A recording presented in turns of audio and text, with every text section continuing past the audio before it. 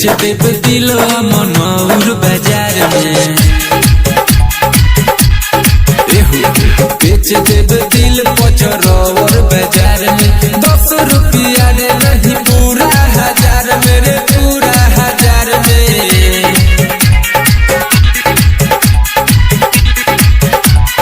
बेच देव दिल छपरा के बाजार में, बेच देव दिल छपरा के बाजार में।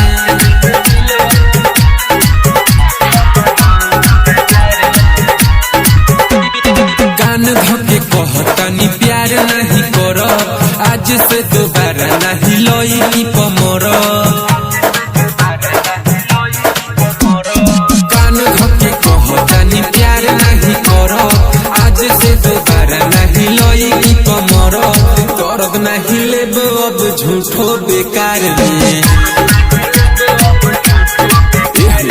बेच देव दिल के नेवारी बाजार में।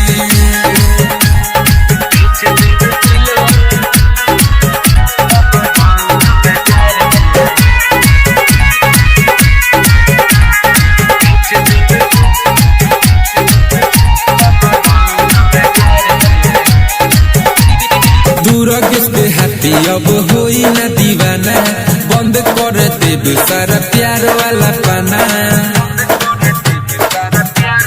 सुनो दूरगे हाथी अब होई ना दीवाना, बंद कर देव सारा प्यार वाला पाना।